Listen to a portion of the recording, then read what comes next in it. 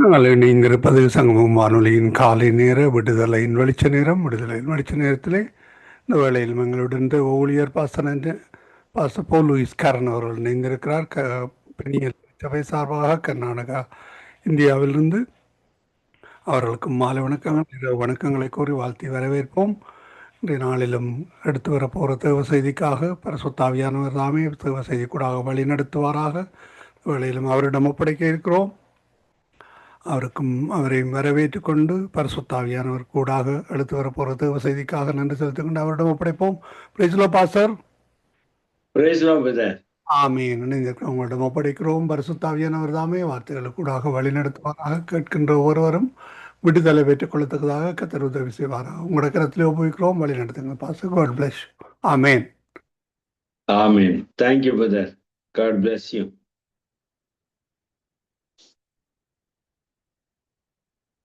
வானத்திலும் பூமியிலும் சகல அதிகாரம் படைத்த நசரேயனாகிய இயேசு கிறிஸ்துவின் நாமத்தினாலே உங்களை யாவரையும் நான் வாழ்த்துகிறேன். கர்த்தருடைய நாமம் ஆசீர்வதிக்கப்படுவதாக. தேவனுடைய நாமத்தை நம்புகிற, அவருடைய வார்த்தையை நம்புகிற ஒவ்வொரு பிள்ளைகளுக்கும் கர்த்தருடைய நன்மையும் கிருபையும் தொடர்வதாக.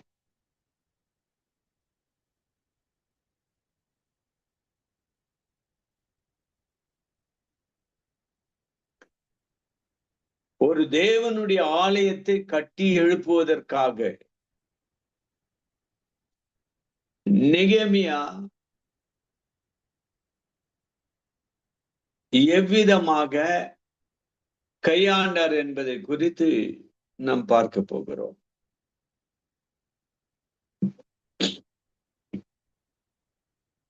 நேபுகாத்நேச்சர்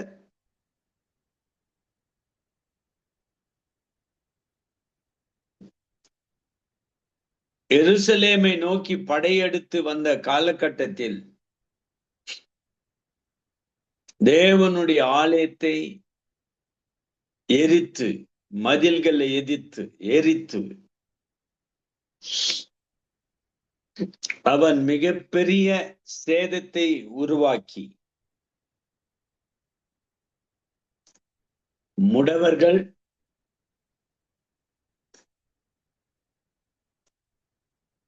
வேலை செய்ய முடியாதவர்கள், வயது சென்றவர்கள், திராணி இல்லாதவர்கள், இவர்கள் எல்லோரையும் ஒட்டுமொத்தமாக அந்த எருசலேமில் விட்டுவிட்டு பலசாலிகள், ஞானிகள், திறமை உள்ளவர்கள், புத்திசாலிகள், இவர்கள் எல்லோரும் பாபிலோன் தேசத்திற்கு சிறை பிடித்து கொண்டு போனான். சிறை பிடித்து கொண்டு போய் 70 ஆண்டு காலம் யூத ஜனம்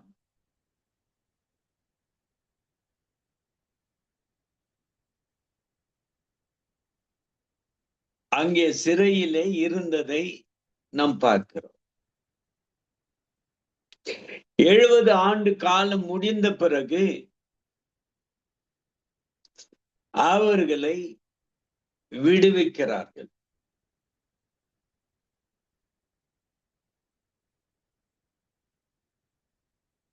விடுதலை அடைந்த யூதர்கள் சிலர் எருசலேமுக்கு திரும்பி வந்துவிட்டார். சிலர் பல தேசங்களில் வாழ்வதற்கு கடந்து சென்றார்கள்.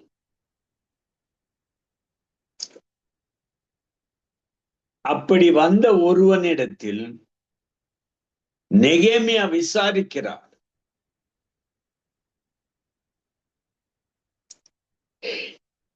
நெகேமியா சீரியாவில் இருக்கிறார். அந்த சீரியா தேசத்திலே ஒரு முதன்மை பணிவிடக்காரராய் ராஜாவின் அருகில் இருக்கிற ஒரு ஸ்தானத்தில் அவர் இருக்கிறார். எருசலேமில் இருந்து ஆட்கள் வரும் பொழுது, எருசலேமை பற்றி விசாரிக்கும் பொழுது, எருசலேமினுடைய மக்களை விசாரிக்கும் பொழுது, எருசலேமினுடைய ஆலயத்தை விசாரிக்கும் பொழுது, அப்போது நெகேமியாவுக்கு அறிவிக்கப்பட்டது, ஏழ்மையும் வறுமையும் இல்லாமையும் குறைவோடு வாழ்ந்து கொண்டிருக்கிற ஜனம்.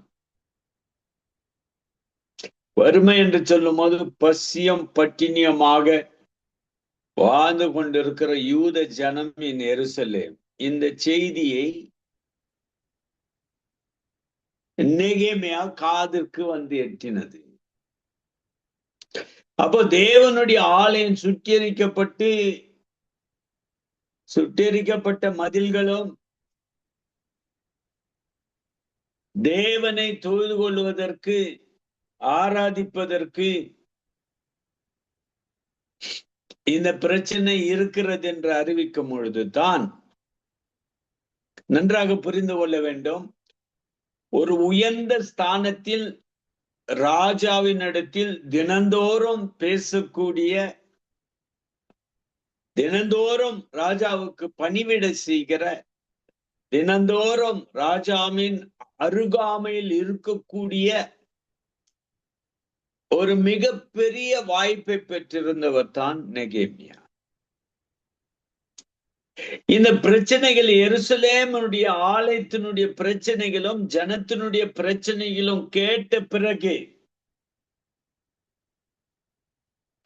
எருசலேமுக்கும் சீரியாவுக்கும் பக்கத்து நாடா இருந்தாலும் அதிலே இவர் தன்னுடைய தேசம்,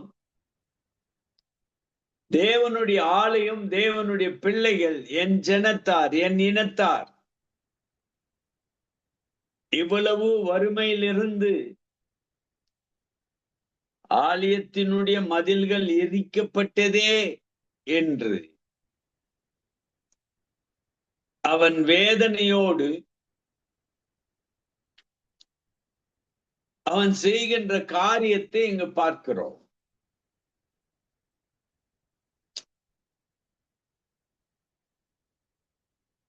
அவன் விரும்பி இருந்தால் ராஜாவின் இடத்தில் போய்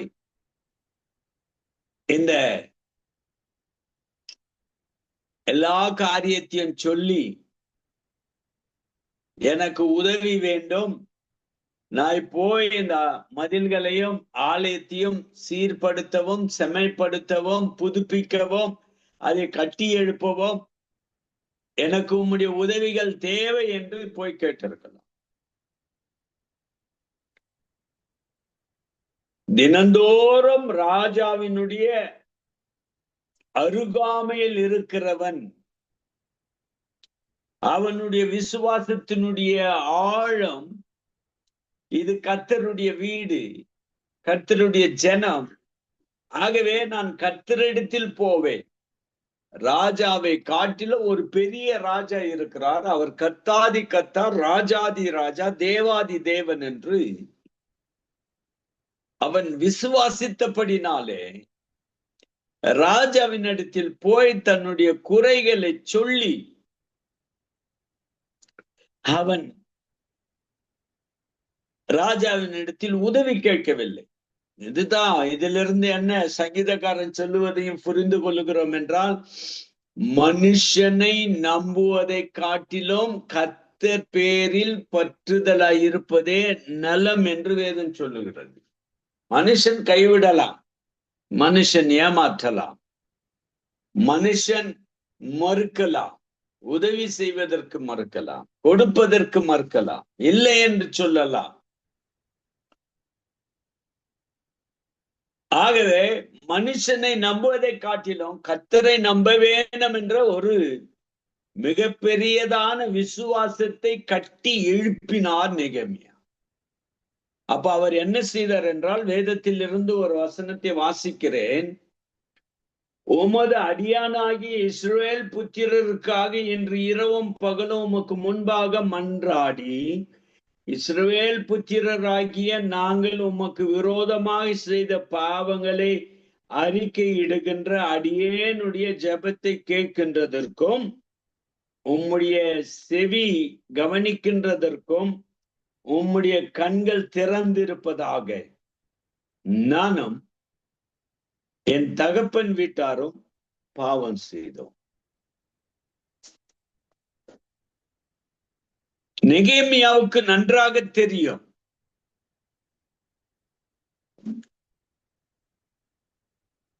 கர்த்தருடைய சொந்த ஜனமே அவர் கொடுத்த கட்டளையை மீறினாலோ கட்டளையை உடைத்தாலோ ஆண்டவருடைய கோபம் பற்றி எரியும் என்பதை நாம் வேதத்தின் வரலாறில் பார்க்கிறோம். ஆசீர்வாதம் அவருடைய கட்டளைக்கு கீழ்ப்படுகிறவர்கள், தேவ கோபாக்கினை அவருடைய கட்டளையை மீறுகிறவர்கள். இதுதான் வேதம் நமக்கு கொடுக்கக்கூடிய சத்தியம்.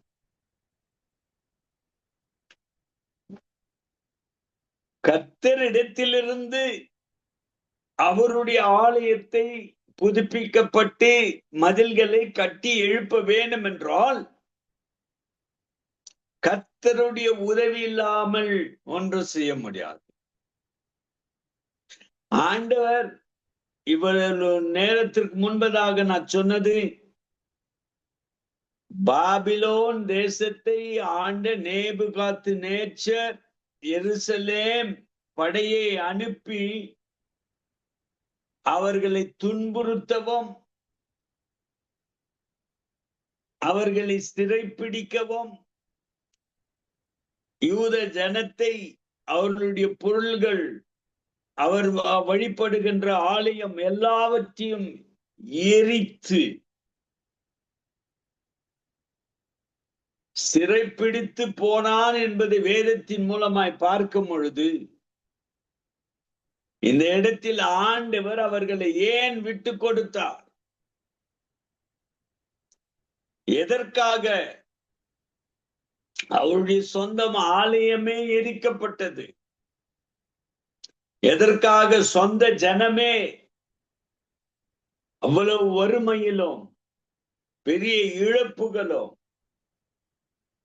கூட இருந்தவர்கள் பிரிக்கப்பட்டார்கள், சிறைக்கு ஆளாய் மாறினார்கள்.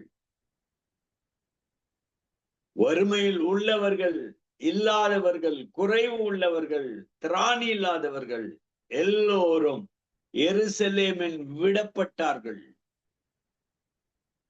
இதற்கு காரணம், எப்பொழுது இஸ்ரவேல் ஜனத்தார் கர்த்தருடைய கட்டளையை உடைத்து மீறுகிறார்களோ அப்பொழுது ஆண்டவருடைய கோபம் பற்றி எறிவதை வேதத்தினுடைய வரலாற்றில் பார்க்கிறோம்.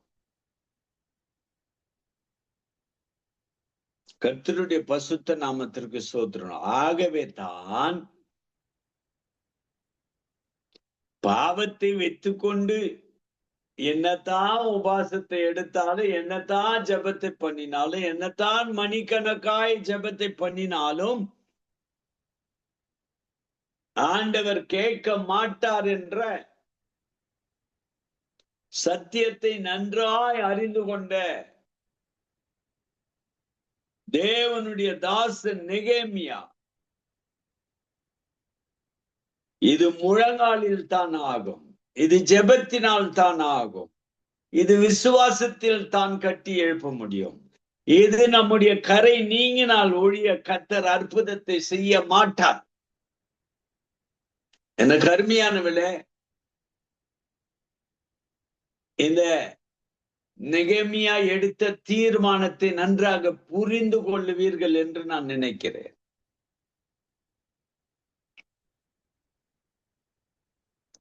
ஆண்டவருடைய மனதிற்கு ஏற்றபடி நடக்க வேண்டும். ஆண்டவருடைய கோபத்தை தணிக்க வேண்டும் என்றால்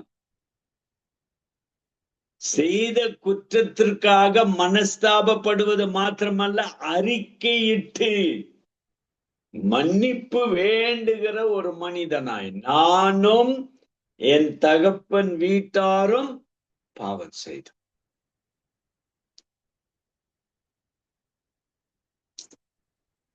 அவருடைய தகப்பன் வீட்டார், தகப்பனும் நானும் என் தகப்பன் வீட்டாரும். அவருடைய தகப்பன் அந்த ஜெபம் செய்யும் போது அந்த காலகட்டத்தில் வாழ்ந்தாரோ இன்னும் தெரியாது.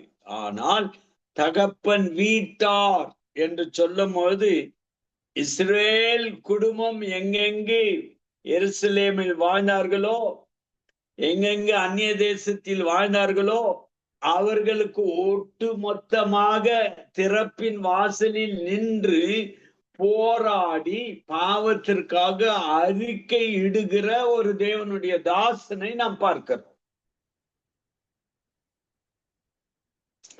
பாவம் ஒருவரையும் விடாது. பாவத்தை செய்கிறவனுடைய வீட்டு வாசலில் படுக்கிற பாவம். ஆகவே தான் பவுல் சொல்லும் போது சொல்லுகிறார், பாவம் உங்களை ஆளுகை செய்யாமல் இருப்பதாக. பாவம் நம்மை டாமினேட் பண்ணக்கூடாது.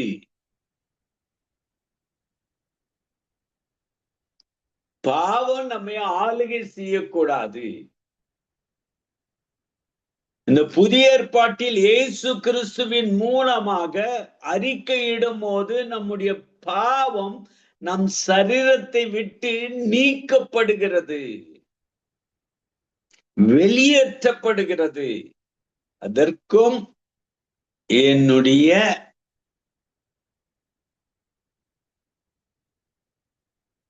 வாழ்க்கைக்கும் சம்பந்தம் இல்லை, பிரிக்கப்படுகிறது. கிறிஸ்து இயேசு என்றைக்கு இரத்தத்தை சிந்தி பலியானாரோ அன்றைக்கு உனக்கும் எனக்கும் கிருபையின் காலம் துவங்கப்பட்டது. கிருபையாய் பாவ மன்னிப்பை பெற்றுக் கொள்ளுகிறோம். இதுதான் சிந்திக்க வேண்டும். கிருபையினாலே ரட்சிக்கப்பட்டீர்கள், கிருபையினாலே மீட்கப்பட்டீர்கள், கிருபையினாலே அடிமைதனத்தின் வீடாகிய அந்த அடிமையின் வீடை தலைகீழாய் மாற்றப்பட்டீர்கள்.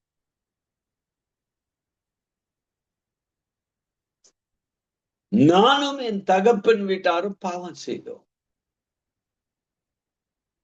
சிலர் நினைக்கலாம் இயேசு கிறிஸ்துவின் ரத்தம் ஒரு ஆட்டோமேட்டிக் மிஷின். அது நான் பாவத்தை செய்த பிறகு நான் அறிக்கையிடாவிட்டாலும் பரவாயில்ல, அது ஆட்டோமேட்டிக்கா எனக்கு கழுவி விடுகிறது என்று சிலர் தவறான எண்ணத்தினாலே வாழ்ந்து கொண்டிருக்கிறார்கள்.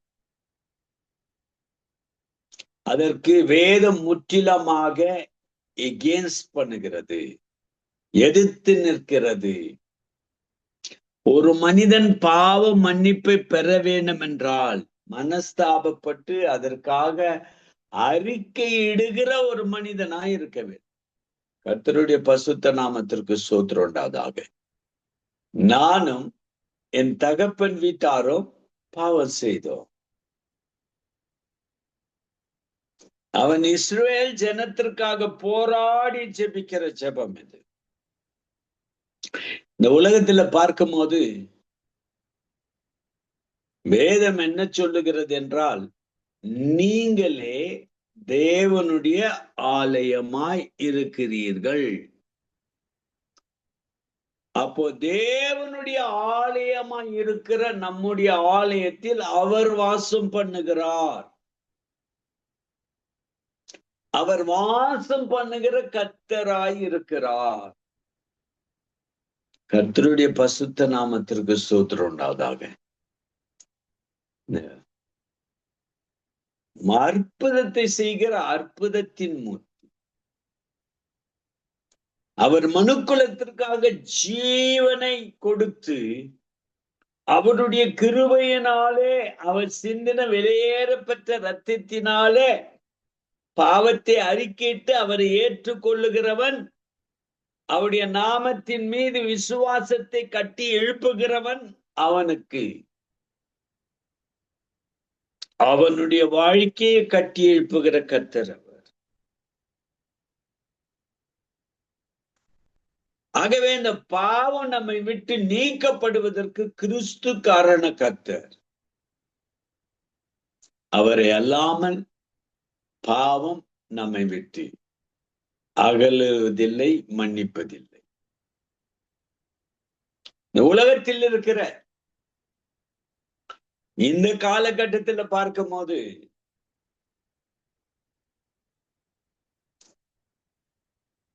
இன்றைக்கு நான் பயணத்தை செய்து கேரள தேசத்தில் வந்தேன். இங்கே ஏறக்குறைய 11 கிளை சபைகள் எனக்கு உண்டு. அதிலே ஒரு புதியதாக கட்டப்பட்ட ஒரு ஆலயத்தை நாளைக்கு திறப்பதற்கு வந்தோம். இந்த வருகின்ற வழியில் பார்க்கும் போது அநேக வாகனங்கள், ஆயிரக்கணக்கான ஜனங்கள் வந்து இந்த கேரள தேசத்தில் அந்நிய தெய்வமாய் இருக்கிற அந்த ஐயப்பனை வணங்குவதற்கு வருகிற கூட்டத்தை பார்க்கும் போது அவளுடைய நம்பிக்கை வேறு. அவன் மன்னிப்பை பெற்று வீடு திரும்புகிறானா என்ற கேள்விக்குறி வேற. அவன் உண்மையாகவே தேவனுடைய சமாதானத்தை உண்மையாகவே சமாதானத்தை பெற்று கடந்து செல்லுகிறானா என்பது ஒரு கேள்விக்குறி. இப்படி மனிதன் ஓடுகிறான். அநேகர் இந்த கீழ் மட்டத்திலிருந்து, அது ஒரு பெரிய மலை போன்றது, மேலே அந்த டெம்பிள் இருக்கின்ற வரையிலும் ஏறக்குறைய 70 கிலோமீட்டருக்கு மேலாக இருக்கிறது. ஆனால் அவ்வளவு கிலோமீட்டரையும் மனிதன் ஒரு மூட்டையை தூக்கி தலை மீது வைத்துக் கொண்டு நடக்கிறான். அது அவனுடைய விசுவாசத்தை தட்டி எழுப்புவது. அவனுடைய விசுவாசம் அது அவன் பெற்றுக்கொண்டு போகிறானோ, அந்த சாமி அவனை ஆசீர்வதிக்கிறதோ இல்லையோ, அவனுடைய பக்திக்கு ஏற்ற ஒரு பலனை பெற்றுக்கொள்ளுகிறானோ இல்லையோ, அவன் நம்புகிறது உறுதியா இருக்கிறபடினாலே இவ்வளவு கஷ்டத்திலும் கடந்து வந்து ஒரு அந்நிய தெய்வத்தை தரிசனம் பண்ணி திரும்பி செல்லுகிறான். இந்த தெய்வ பக்தி கிறிஸ்தவர்களுக்குள் குறைந்து இருக்கிறது. அதான் முக்கியமா பேச வந்தேன். நம்முடைய வழிபாடுகள், நாம் ஆராதிப்பது, நம் சத்தியத்தில் வாழ்வது, அவருடைய நாமத்தை பின்பற்றுவது, இயேசு என்னும் நாமத்தை முழு இருதயத்தோடு முழு ஆத்மாவோடு நேசிப்பது, இதையெல்லாம் யோசித்து சிந்தித்து தீர்மானத்தை எடுக்க வேண்டியவர்கள். நாம் என்ன செய்கிறோம்? விருப்பம் இருந்தா ஆலயத்திற்கு போறோம், விருப்பம் இருந்தா வேதத்தை வாசிக்கிறோம், உற்சாகத்தின் ஆவி இருந்தா பாடலை பாடி வீட்டிலே ஜெபம் பண்றோம். இந்த கருமையானவில்ல, இந்த இடத்தில் பார்க்கும் போது எதை நாம் கற்றுக்கொள்ளுகிறோம் என்றால், தேவனை விசுவாசிப்பதில் முதலிடம் கொடுத்த நெகேமியா. தேவனே இஸ்ரவேல் ஜனத்தினுடைய கடைசி நம்பிக்கை என்று விசுவாசித்தவன். இது கர்த்தரால மாத்திரம்தான் ஆகும். அவருடைய கட்டளையை எழுப்பி கட்டி எடுப்பதற்கு நான் எம்மாத்திரம், ஆனால் அவர் கூட இருந்தால் அது ஆகும் என்ற ஒரு விசுவாசம் அவனுக்குள் இருந்தது.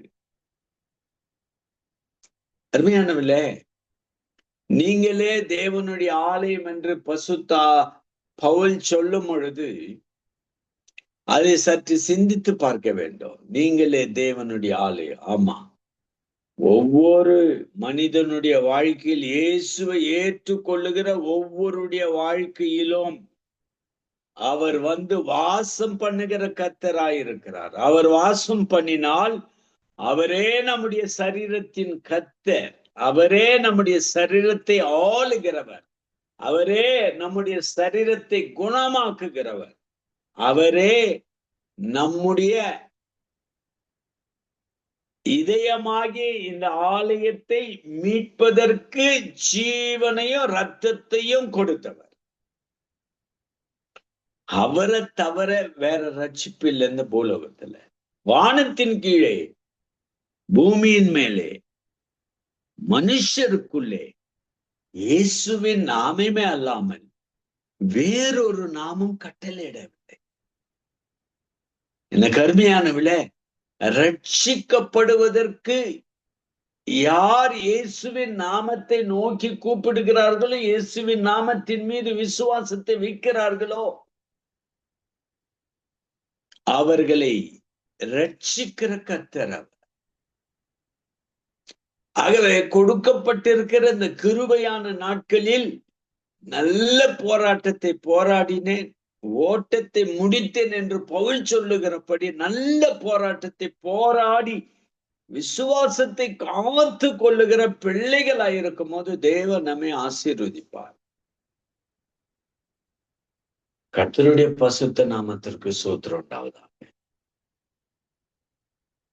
இஸ்ரவேலின் தேவன் மகா பசுத்தமுள்ள தேவன், ஜீவிக்கிற தேவன், ஜீவனுள்ள தேவன். உடைக்கப்பட்டிருக்கிற ஆலயங்கள், தீமையாயிருக்கிற ஆலயங்கள்,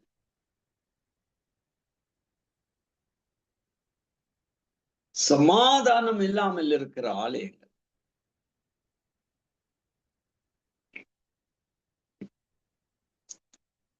சந்தோஷம் என்ற நிலை இல்லாமல் இருக்கிற ஆலயம். ஏன்? இயேசுவின் இரத்தத்தினாலே கழுவப்படாத ஒவ்வொரு இதயமும் பிசாசினுடைய அடிமையாய் இருக்கிறது.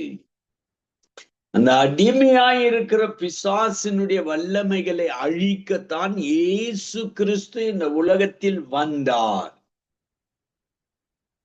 உன் வாழ்க்கை என் வாழ்க்கையும் பாவ அடிமைதனத்திலிருந்து விடுதலை கொடுத்து நம்முடைய வாழ்க்கையை கட்டி எழுப்புவதற்கு காரணக்கர்த்தராய் இந்த பூலோகத்தில் வந்தார். கர்த்தருடைய பசுத்த நாமத்திற்கு ஸ்தோத்திரம் உண்டாவதாக. எனக்கு அருமையானவர்களே, நெகமியா உபவாசித்து ஜெபித்து குடியாமலும் புசியாமலும் தேவனுடைய சமூகத்தில் பெற வேண்டியதை பெறுகின்ற வரையிலும் போராடி ஜெபித்த ஒரு ஜெப வீரர். தான் தகப்பனுக்காகவும் தனக்காகவும் பாவத்தை அறிக்கெடுக்கிற ஒரு தேவனுடைய தாசன். அவருடைய மனதிலே நினைக்கப்பட்டது என்னவென்றால், ஆண்டவரிடத்தில் ஆண்டவருடைய கோபம் நம் மீது என்னாலும் இருக்கின்ற வரையிலும் எந்த விதமான பதிலை பெற்றுக் கொள்ள முடியாது, எந்த விதமான ஆசீர்வாதத்தை பெற்றுக் கொள்ள முடியாது. நான் எடுக்கிற எந்த தீர்மானமும் வாய்க்காமல் போகும். ஆனால் தேவனுடைய சமூகத்திலே அமர்ந்து அவரை புகழ்ந்து அவருடைய நாமத்தை உயர்த்தி அவருடைய விருப்பத்திற்கு ஏற்றபடி அவருடைய கோபம் தணிவதற்கு பாவத்தை அறிக்கை இடுகிற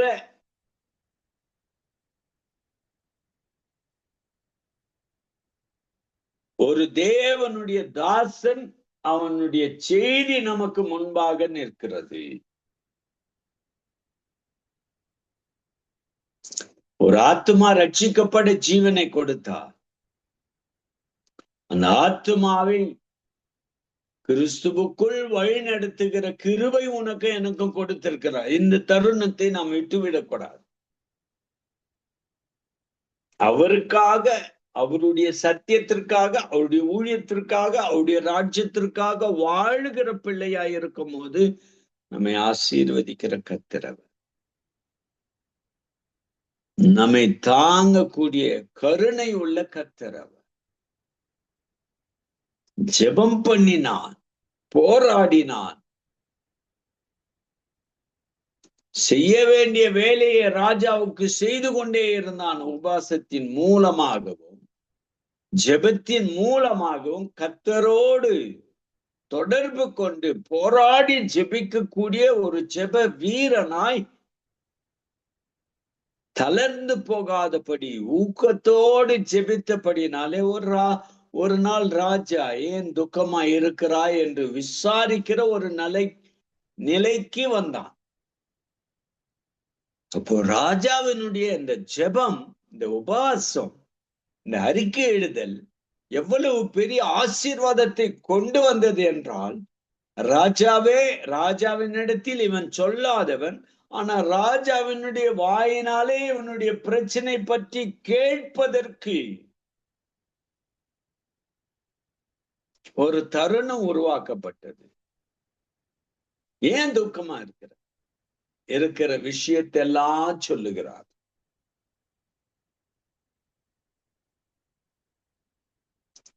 என்னுடைய ஃபோர் ஃபாதர்ஸ், முன்னாக இருந்த என்னுடைய தகப்பன் வீட்டார் கர்த்தருக்கு எதிர்த்து பாவத்தை செய்தோம், அதனால உடைக்கப்பட்டோம். நான் உபவாசம் பண்ணுவது, நான் ஜெபம் பண்ணுவது கர்த்தரை மாத்திரம் நோக்கி பார்ப்பதற்கு, கர்த்தரிடத்தில் மாத்திரம்தான் எனக்கு பதில் கிடைக்க வேண்டும் என்று. ராஜா கேட்ட கேள்விக்கு தகுந்த பதிலை இவர் சொல்லிய பிறகு அங்கு கர்த்தர் ஒரு பெரிய அற்புதத்தை செய்தார். நெகேமியா போய் அதை கட்டி எழுப்பவும், ஜனங்களுக்கு ஒரு நம்பிக்கை கொடுக்கின்ற ஒரு அளவுக்கு அவரை கர்த்தர் அந்த காலகட்டத்தில் பயன்படுத்தினார். பயன்படுத்தப்பட்ட நெகேமியா ராஜாவினிடத்தில் ஒரு பெரிய அற்புதம் நெகேமியாவுக்கு கிடைத்ததற்கு காரணம் அவனுடைய ஜெபம், உபவாசம், பாவத்தை நினைவு கூர்ந்து பாவத்தை அறிக்கையிடுதல், பாவத்திற்கு மன்னிப்புக்காக வேண்டுதல். அதிலிருந்து எதை கற்றுக்கொள்ளுகிறோம் என்றால், உறுதியான பணியில் ஜெபத்தில் தரித்திருக்கிற யாவருக்கும் பதிலை கொடுக்கிற கர்த்தர் அவர். நெகேமியாவுக்கு என்ன பதில் கிடைத்தது? சிந்திக்க வேண்டும். அவருக்கு கிடைக்கப்பட்ட பதில் என்னவென்றால், ஜனபலத்தை கொடுத்தார் ராஜா. பணத்தை கொடுத்து அனுப்புகிறார். அடுத்ததாக கடைசியாக ஜனபலம், பணபலம், பொருள்களை கொடுத்து தேவனுடைய ஆலயத்திற்கு நேராக அனுப்புகிறதை நாம் பார்க்கிறோம். கர்த்தருடைய பசுத்த நாமத்திற்கு ஸ்தோத்திரம் உண்டாவதாக. எனக்கு அருமையானவர்களே, நிறைவு நேரத்தில் உன் குடும்பம் நெகேமியாவுக்கு இருந்த ஆர்வம், வாஞ்சி, தாகம் எல்லாம் தேவனுடைய வீட்டின் மீது. இன்றைக்கு நெகேமியாவோடு நம்மை ஒப்பித்து பார்த்தால், தேவனுடைய ஆலயத்தை குறித்ததான விசாரிக்கிற தன்மை இருக்கிறதா, உழைக்கிற தன்மை இருக்கிறதா, வாஞ்சியோடு போய் ஆராதிக்குவேன் என்று தவறாமல் ஆராதனைக்கு வந்து நிற்கிறோமா? சிந்திக்க வேண்டும், யோசித்து பார்க்க வேண்டும். இந்த உலகத்தில ஒன்றும் கொண்டு வரவில்லை, ஒன்றும் கொண்டு போவது கிடையாது. ஆகவே தேவனுடைய பிள்ளைகளே, இந்த வசனத்தின் மூலமாக ஒரு ஆலயத்தை கட்டி எழுப்புவதற்கு நெகேமியா செய்த உபவாசம் ஜெபம், கர்த்தரை நோக்கி மன்றாடி தனக்காகவும் தன்னுடைய தகப்பன் வீட்டாருக்காகவும் அறிக்கையிட்டு பசுத்தமாக்கப்படுகின்ற வரையிலும் ஆண்டவரை விட்டு கொடுக்கவில்லை. கர்த்தர் பசுத்தமாக்கினார். அவருடைய ஜெபத்திற்கு பதிலை கொடுத்தார். அவருடைய ஜெபம் அவருக்கு துணையாய் நின்றது. கர்த்தருடைய பசுத்த நாமத்திற்கு ஸ்தோத்திரம் உண்டாவதாக. இதை கேட்டுக்கொண்டிருக்கிற அருமையான தேவனுடைய ஜனமே, யோசித்து பார், சிந்தித்து பார்.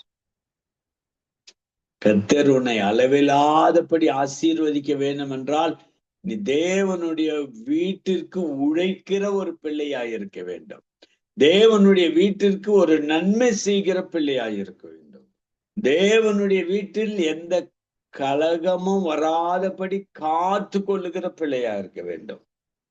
இதுதான் பெரிய பெரிய முக்கியமான காரியம். இந்த கருமையானவில்லை, இஸ்ரவேல் ஜனத்தை எப்படி மீட்டாரோ அதே போல உங்களுடைய வாழ்க்கையிலும் உங்களை மீட்டு ஆதரிக்கிற கர்த்தராய் இருக்கிறார். கர்த்தருடைய பசுத்த நாமத்திற்கு ஸ்தோத்திரம் உண்டாவதாக. நாம் செய்ய வேண்டிய கடமை கர்த்தர் செய்ய போகிறது.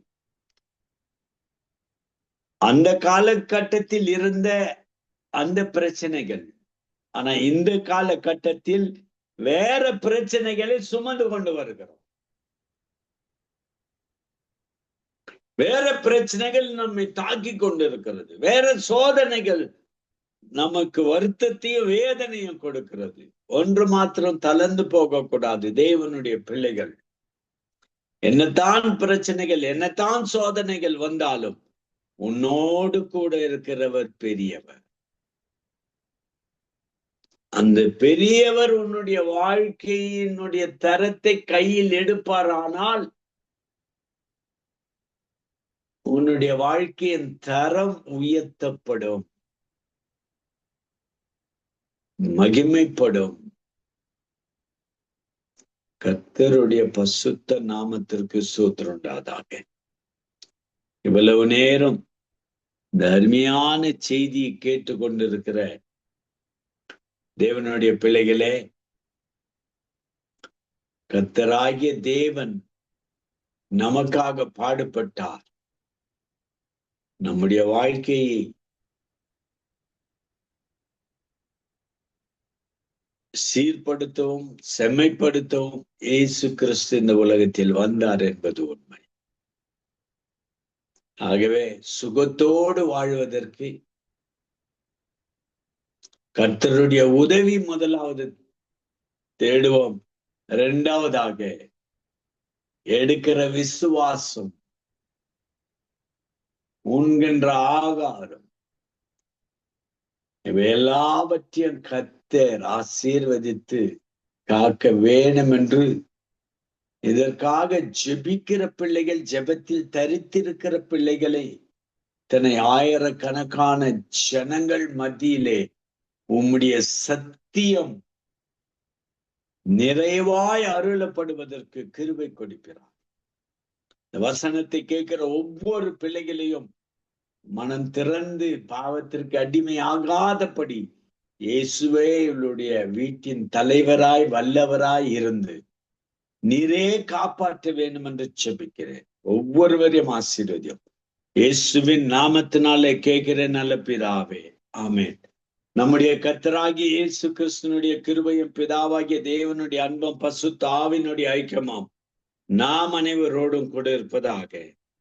ஆமென், ஆமென். பிரைஸ் தி லார்ட் ஐயா.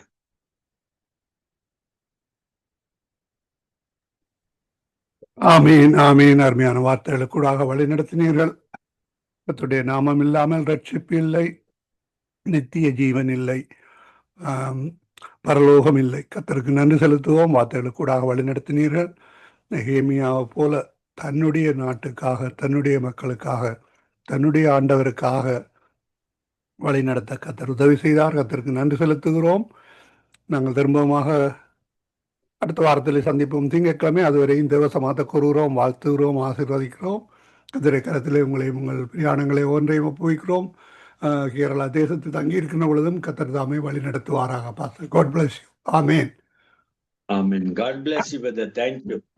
ஆமேன். அருமையானவர்களே, இதுவரை நேரம் எங்களுடன் தேவ ஊழியர் பாஸ்டர் போல் லூயிஸ் காரன் அவர்கள் இந்த நாளிலும் கேரள நாட்டிலிருந்து வழி நடத்தினார். கத்தருக்கு நன்றி செலுத்துவோம். கத்தரை கருத்தில் ஒப்புவிப்போம். ஆமேன். ஆமேன். நன்றிகளையும் வாழ்த்துக்களையும்